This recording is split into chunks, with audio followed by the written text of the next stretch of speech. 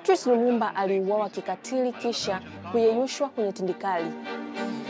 Lakini mifupa na meno vilinusurika, na walipomaliza kumyeyusha, kamishna wa polisi wa Ubelgiji huko Katanga, Gerald Soete, na kaka yake Michael walimwaga sehemu zilizobaki kwa petroli na kuzichoma moto. Kazi hiyo ilichukua siku 2. Soete alirudi akiwa amebeba kumbukumbu ya kutisha: kidole kimoja cha Lumumba na jozi ya meno ya dhahabu aliyoyang'oa kutoka kwenye fuvu lake kwa kutumia koleo. Hii ni simulizi ya Patrice Lumumba, mwanamapinduzi, shujaa wa Kongo, waziri mkuu mdogo zaidi akiwa na miaka 34 tu. Lumumba alizaliwa mwaka 1925 kutoka kwa wazazi wakulima wa Kikatoliki wasiojua kusoma wala kuandika kutoka katika kijiji kidogo cha mkoa wa Katakokombe katika jimbo la Kasai katikati mwa Kongo ya Ubelgiji. Eneo lake la kuzaliwa lilipewa jina la Lumumbaville kwa heshima yake mwaka 2013. Lumumba alikuwa wa kabila la Batetela. Lumumba alionyesha haiba ya uongozi na uasi tangu akiwa mdogo. Alifukuzwa shule mara 2 bila kumaliza kwa kuhoji mamlaka na kushiriki katika mjadala. Alitilia shaka imani zilizoanzishwa kama vile ubikira wa Maria na kuonyeshwa kwa Mungu kama mzungu. Baada ya miaka 75 ya kukalia kwa mabavu, mkakati wa Ubelgiji kwa uhuru wa Kongo ulikuwa kuachia udhibiti wa mambo yasiyokuwa na umuhimu, huku ikiendelea kudhibiti huduma muhimu kama vile jeshi, sera za kiuchumi na za kigeni. Juhudi za Ubelgiji za kumdhoofisha Lumumba na kuunda muungano pinzani hazikufua dafu. Wabelgiji walikuwa wamechochea mivutano ya kikabila kwa sera ya kugawanya na kutawala. Matarajio ya kujitawala yaliwatia wasiwasi walowezi wazungu zaidi ya 100,000 nchini Kongo. Wakati Brussels ilikuwa tayari kutoa uhuru, walowezi hawakuwa tayari. Mwaka 1960, MNC, chama cha Lumumba, kilishinda uchaguzi baada ya kuongoza harakati za kugombea uhuru toka kwa utawala wa kikoloni wa Ubelgiji. Lumumba alikuwa maarufu sana, akawa msemaji wa watu, akaungwa mkono kote nchini DRC. Akawa waziri mkuu, lakini furaha haikudumu. Juni mwaka 1960, wakati wa kukabidhi madaraka, Mfalme Badois wa Ubelgiji alisifu utawala wa kikoloni na kusema kuhusu babu yake Leopold wa pili kama mstaarabu na kiongozi mzuri.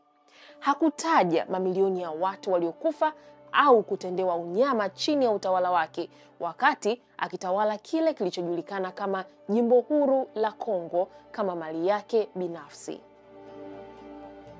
Lumumba hakunyamaza.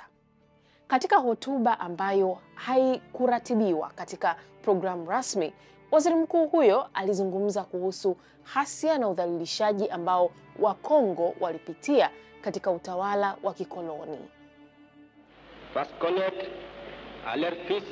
Katika matamshi ya kuhuzunisha yaliyokatizwa na kelele za makofi na shangwe, alipohitimisha alielezea utumwa wa kufedhehesha ambao uliwekwa kwetu kwa nguvu. Wabelgiji walipigwa na butwaa, kulingana na msomi Ludo de Witt ambaye aliandika maelezo ya msingi ya mauaji hayo. Mwafrika mweusi hajawahi kuthubutu kusema hivi mbele ya wazungu. Waziri mkuu, ambaye de Witt anasema alikuwa ameelezewa kama mwizi asiyejua kusoma na kuandika kwenye vyombo vya habari vya Ubelgiji, alionekana kuwa alimdhalilisha mfalme na maafisa wengine wa Ubelgiji. Katika hotuba ya uhuru, Lumumba aliwakosoa Wabelgiji hadharani. Alisema ukweli, hakunyenyekea. Hapo ndipo alipoanza kuandamwa. Mauaji yake mwaka uliofuata pia yalifungamanishwa na vita baridi na hamu ya Ubelgiji ya kudumisha udhibiti. Wamarekani pia walipanga njama ya kifo chake kwa sababu ya mwelekeo kuunga mkono Umoja wa Kisovieti na chuki yake isiyobadilika ya kupinga ukoloni. Wakati afisa wa Uingereza aliandika memo akipendekeza kwamba kumuua ilikuwa suluhisho. Hata hivyo, ilionekana kuna nia kubwa ya kufuta kabisa uwepo na kumbukumbu zake. Safari ya Lumumba kutoka kuwa waziri mkuu hadi mauaji yake ilichukua chini ya miezi 7.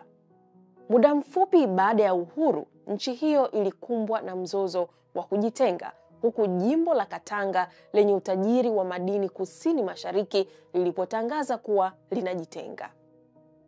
Katika machafuko ya kisiasa yaliyofuata, wanajeshi wa Ubelgiji walitumwa kwa madai kwamba wangewalinda raia wa Ubelgiji, lakini pia walisaidia kuunga mkono utawala wa Katanga ambao ulionekana kuwa na huruma zaidi. Lumumba mwenyewe alifukuzwa kazi kama waziri mkuu na rais, na zaidi ya wiki moja baadaye mkuu wa jeshi Kanali Joseph Mobutu akatwaa mamlaka. Kisha Lumumba aliwekwa chini ya kizuizi cha nyumbani. Alitoroka na kukamatwa tena Disemba mwaka 1960 kabla ya kushikiliwa magharibi mwa nchi hiyo. Kuwepo kwake huko kulionekana kuwa chanzo cha kukosekana kwa utulivu, na serikali ya Ubelgiji ilihimiza uhamisho wake kwenda Katanga. Wakati alipokuwa anakimbia tarehe 16 Januari mwaka 1961, alivamiwa, alipigwa, na pia alipofika huko viongozi wa Katanga wakatafakari cha kufanya naye. Hatimaye iliamuliwa kuwa atakabiliana na kikosi maalum, na tarehe 17 Januari alipigwa risasi pamoja na washirika wawili. Hapo ndipo kamishna wa polisi Soete wa Kibelgiji alipoingilia kati. Kwa kutambua kwamba miili hiyo inaweza kugunduliwa, uamuzi ulichukuliwa kufanya watoweke mara moja. Lazima kusiwe na ushahidi wowote uliobaki. Kulingana na ushahidi ulionukuliwa katika kitabu cha De Witt, The Assassination of Lumumba. Baada ya miaka 40, afisa huyo alikiri kuhusika na mwaka 1999 na kusema kwamba bado alikuwa na jino lake. Alisema alikuwa ameondoa sehemu zingine za mwili alizochukua. Baada ya kifo cha afisa huyu, binti yake alitoa taarifa nyingi hadi baadaye mahakama iliamua kwamba jino linapaswa kurejeshwa kwa familia ya Lumumba. Waziri wa mambo ya nje wa Ubelgiji wakati huo, Louis Michel, aliomba msamaha na kuonesha majuto makubwa na ya dhati kwa familia ya Lumumba na watu wa Kongo.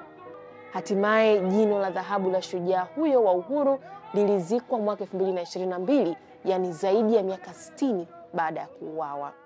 Katika barua yake ya mwisho kwa mke wake, Lumumba aliandika: mashambulio ya kikatili, unyanyasaji wa kikatili, wala mateso hayajawahi kunifanya niombe rehema, kwani napendelea kufa nikiwa nimeinua kichwa changu, imani isiyotikisika na tumaini kuu zaidi katika hatima ya nchi yangu, kuliko kuishi katika utumwa na kudharau kanuni takatifu.